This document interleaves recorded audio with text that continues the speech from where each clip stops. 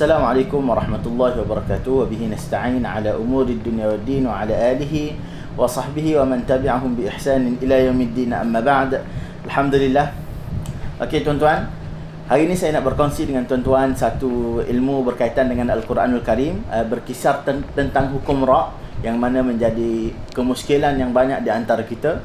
Ada yang tertanya-tanya, yang ni baca tebal ke, yang ni baca nipis ke, yang ni baca macam mana.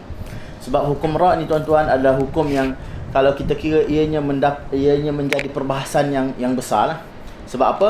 Sebab hukum ra' ada yang dibaca tebal, semata-mata tebal. Okey, ada yang dibaca tebal sahaja, ada yang dibaca nipis sahaja, ada yang dibaca tebal ataupun nipis tapi nipis lebih utama, ada yang dibaca tebal ataupun nipis tapi tebal lebih utama. Maknanya dia ada 4 pecahan. Dan hari ini saya nak berkongsi satu ra' yang kita nampak secara zahirnya sepatutnya dibaca dengan nipis, tetapi sebenarnya dibaca dengan tebal. Dan dibaca dengan tebal dengan qaulan wahidan. Hanya satu qaul saja, maknanya kita hanya boleh dibaca dengan tebal saja. Hanya boleh baca dengan tebal sahaja. Okey, tuan-tuan, iaitu ra' sakinah yang mana sukunnya asli di tengah-tengah kalimah. Maknanya ra' dia memang asal dia sukun dia tu sukun asli di tengah-tengah kalimah, dan huruf sebelumnya berbaris bawah asli. Baris bawah pun asli juga, asal, bukan kerana wasal ataupun bukan, tapi dia memang asli. Huruf selepasnya adalah huruf isti'la. Huruf isti'la. Okey, isti'la ni huruf yang tebal lah. Okey, ada 7 huruf: kha, sa, dad, ghin, ta, qaf dan dha. Ni semua huruf isti'la. Berbaris atas. Okey, dah lah isti'la tapi berbaris atas pula di dalam satu kalimah. Dalam satu kalimah. Syarat ini hanya terdapat pada 5 kalimah sahaja di dalam Al-Quran. Hanya dalam Al-Quran kita akan temui 5 kalimah ini sahaja tuan-tuan. Okey, apakah dia? Labil mirsad. Okey, labil mirsad, kalimah yang kita akan jumpa dalam surah Al-Fajr ayat yang ke-14. Labil mirsad. Okey, kita tengok ra' ni, ra' sukun, sukun asli. Okey, saya besarkan sedikit.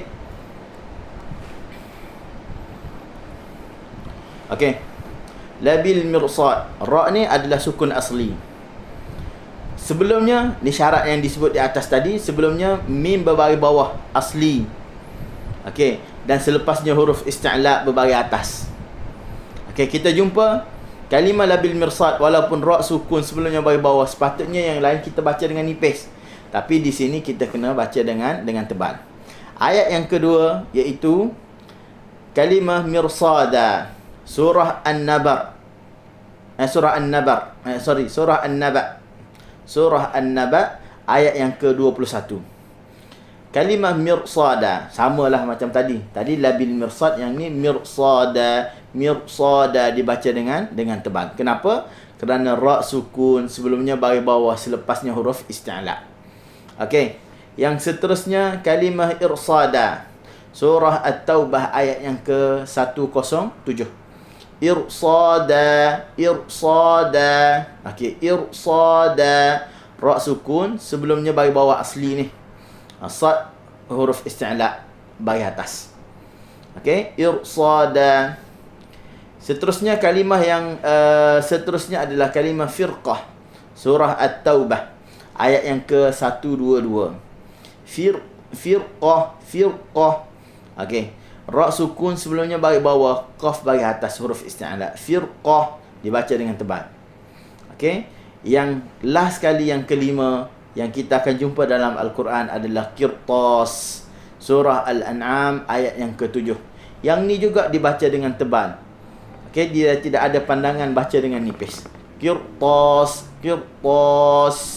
dibaca dengan tebal.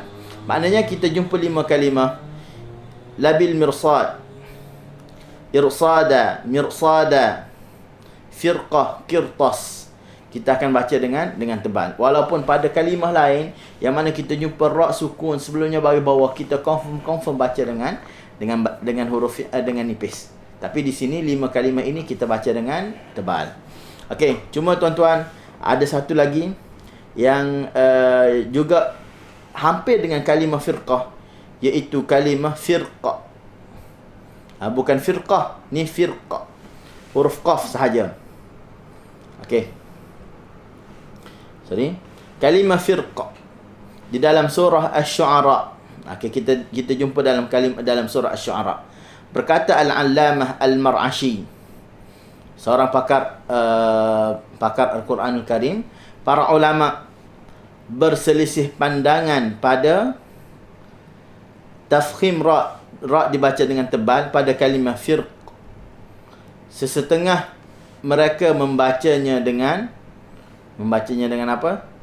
Dengan tafkhim kerana melihat huruf isti'la selepasnya. Okey, setengahnya baca dengan tebal. Kenapa? Kerana selepas daripada huruf ra ni, ra sukun sebelumnya bagi bawah, selepasnya huruf isti'la. Okey, yang baca tebal berpandangan kerana huruf qaf berada selepas daripada huruf ra ni lah huruf isti'la. Okey, sesetengah mereka membacanya dengan tarqiq kerana kasrah pada huruf isti'la. Okey, kan dia baca firqin. Ini kerana isti'la berkurang kekuatan tafkhimnya. Kerana kasrah ataupun bagi bawah lah. Yang terdapat sebelumnya. Okey. Berkata Imam Al-Jazari, kedua-dua pandangan ini adalah sahih, akan tapi nusus yang mutawatir membacanya dengan tarqiq. Okey? Baca dengan nipis. Maknanya kalimah firqin kita jumpa dalam Al-Quran, kita akan baca dengan boleh dibaca dengan tebal ataupun nipis, tapi nipis lebih utama untuk dibaca. Okey? Dan jangan lupa dengan firqah dibaca dengan tebal qaulan wahidan. Hanya satu pandangan itu sahaja kita baca dengan qaf. Okey, mudah-mudahan tuan-tuan dapat ilmu berkaitan dengan hukum ra ni dan jelas dengan penerangan saya. Apa yang baik datangnya daripada Allah Subhanahu wa taala, yang kurang ilmu datangnya daripada kelemahan diri sendiri. Aqulu qawli hadza wa astaghfirullahal azim li wa lakum. Assalamualaikum warahmatullahi wabarakatuh.